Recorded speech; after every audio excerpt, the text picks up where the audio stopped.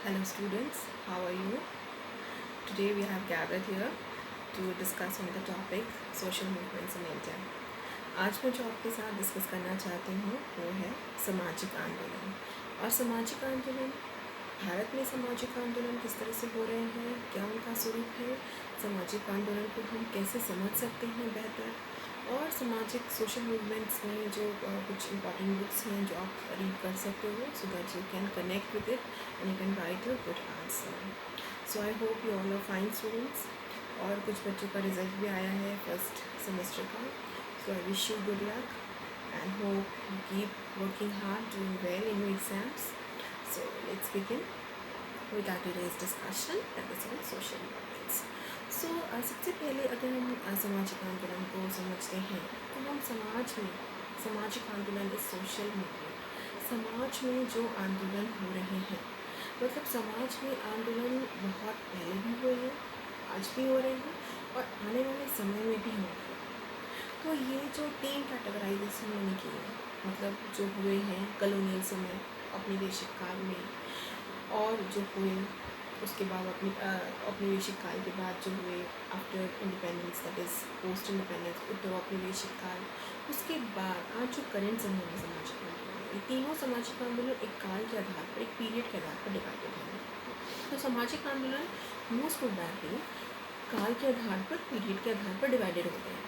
But we have to understand that social movements जो है वो एग्जैक्टली क्यों होते हैं, क्या कारण है समाज में इन आंदोलन का होने का। तो पहली बात जो हम समझते हैं, सोशल मूवमेंट्स इसलिए होते हैं क्योंकि समाज में जो बहुत सारे डाइवर्स सोशल ग्रुप्स हैं, उनके अंदर असंतोष है, उनके कोई नई डिमांड्स हैं, एक्सपेक्टेशंस हैं, डिज़ायर्स हैं, एस्पिरेशंस हैं। और ये एस्पिरेशंस हो सकता है जो करंट स्ट्रक्चर है, फॉर एग्जांपल स्टेट है, सरकार है, संस्थाएं हैं, उनसे जो उनके एक्सपेक्टेशंस हैं वो फुलफिल नहीं हो पाए। उन्होंने जो सरकार से, उन्होंने जो सिविल सोसाइटी से एक्सपेक्ट किए, उन्होंने जो पूरी सोसाइटी से एक्सपेक्ट किए, वो कहीं ना कहीं जो है अनचेरिश्ड रह गए। इसलिए वो असंतोष, वो आक्रोश जो है उनके अंदर, और ज़रूरी नहीं है कि सामाजिक आंदोलन जो है हमेशा जो है वो जो कंटिन्यू ही रहेगा। और कई बार कुछ सामाजिक आंदोलन ऐसे हुए हैं जो बीच में हुए और फिर कहीं ना कहीं वो क्योंकि सस्टेन नहीं कर पाए तो they were not very successful. So first of all social movements के सक्सेस के लिए क्या जो इम्पोर्टेंट है, रिक्वायरमेंट्स है, होनी चाहिए, सो ये बहुत इंपॉर्टेंट है सामाजिक आंदोलन में। So first let's begin that social movements, it is also about making people aware of their rights and the expectations that they can have from the democratic institutions.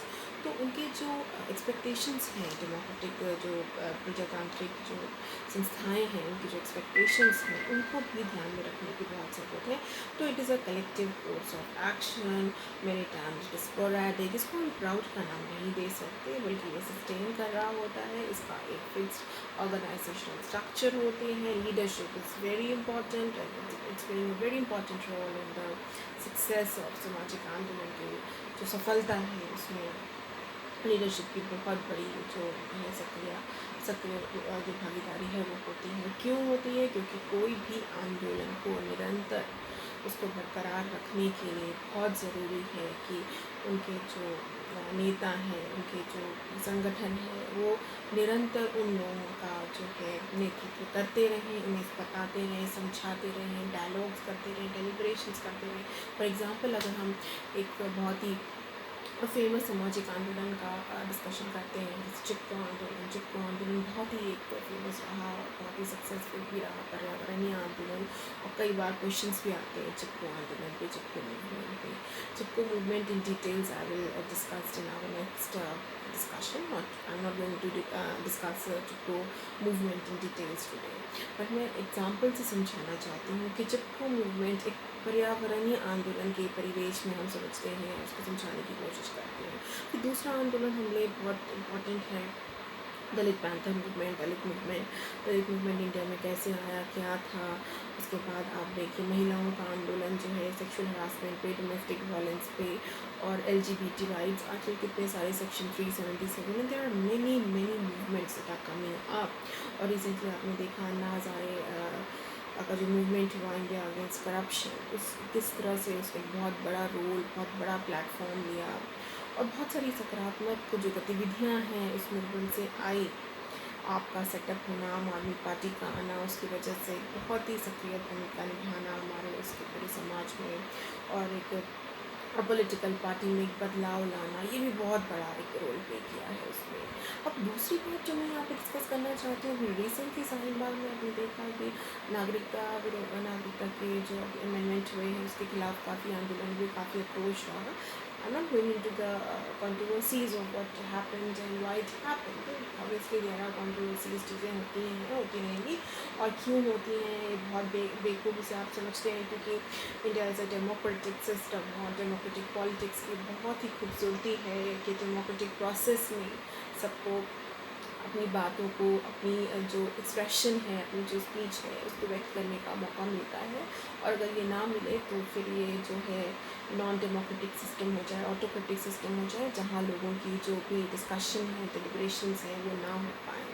तो जो सामाजिक आंदोलन है, हिस्ट्री पूरी जितनी, अगर हिस्ट्री ऑफ मूवमेंट्स देखते हैं in India, history of movements हम देखते हैं तो वे देखते हैं कि these social movements, they have represented new social groups whose economic and social grievances they were never addressed, and even if they were addressed, they were addressed in minute terms, or it hardly could get any success.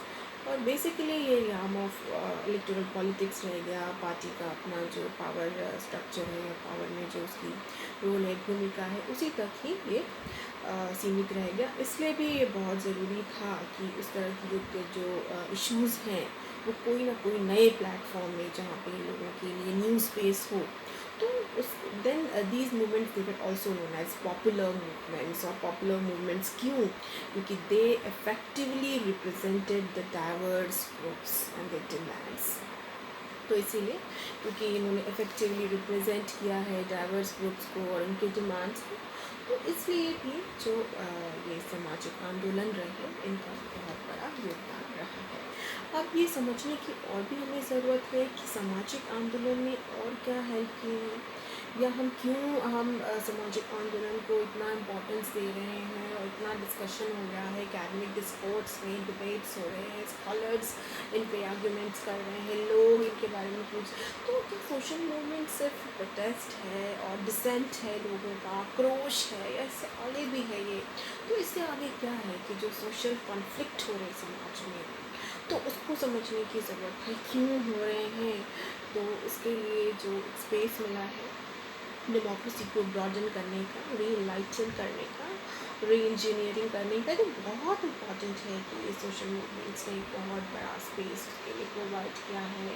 Participation का जो base है उसको कहीं ना कहीं broaden किया है। तो it is the you can say assertion of people, और जब लोग असर्ट करते हैं अपने राइट्स को, अपने ड्यूज़ को, अपने इंटाइटलमेंट्स को, तो आंदोलन ऑब्वियसली कहीं ना कहीं एक नया रूप लेता है। और आंदोलन तभी सफल हो सकता है जब वो निरंतर उसी अपने डिमांड्स के लिए फाइट करे, और उसका जो एकमात्र उद्देश्य है वो सस्टेन हो। ये नहीं कि बीच में पॉलिटिकल पार्टी या कुछ और जो हमारे अपने फ़ायदे के लिए, पर्सनल इंटरेस्ट के लिए हमने अपने जो मूवमेंट्स हैं उसको कहीं ना कहीं उसके ऑब्जेक्टिव्स को इधर उधर कर दिया, और then it movements will be successful.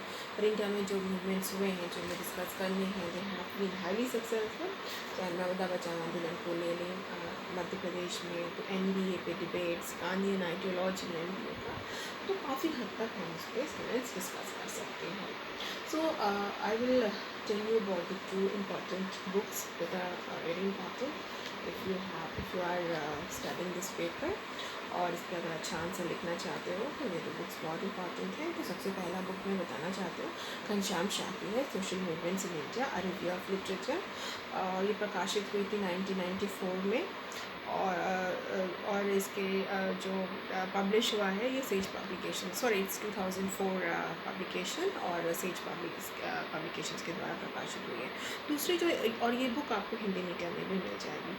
दूसरी बुक जो बहुत इंपॉर्टेंट है वो है अगेन, और आप रेफ़र कर सकते हो, मनोरंजन मोहंती की बुक है, वो है people's rights and social movements and the state in the third world, and it has been published in 1998। ये भी सेज द्वारा पब्लिश की गई है। तो आप दोनों बुक में से अगर आप घनश्याम शाह की बुक देखना चाहते हो 2004 वाली, वो हिंदी इंग्लिश दोनों में प्रकाशित है, वो आप रेफ़र कर सकते हैं, and then you will be able to connect more, keeping in mind the study material. और जो मैं आपको बता रही हूँ वो भी आप नोट डाउन अगर करते जा रहे हो तब भी आपको समझ में आ जाएगा कि सामाजिक आंदोलन क्या है, और सामाजिक आंदोलन जो है एक कलेक्टिव एक्शन है जो कहीं ना कहीं एक ऑब्जेक्टिव के लिए असर्ट करने के लिए, वो प्रक्रियाओं के लिए किया जाता है, और इसके सक्सेस के लिए क्या क्या चीज़ों की आवश्यकता है, ऑर्गेनाइजेशन की, स्ट्रक्चर की, इंस्टीट्यूशंस की, लीडरशिप क्वालिटी की, बहुत ही charismatic leadership quality की ज़रूरत है। So students, in the next discussion again I will try to come up with this topic of social movements and what are the different social movements और new social movements भी important है, उसमें क्या अंतर है, इसको मैं डिस्कस करूँगी नेक्स्ट में।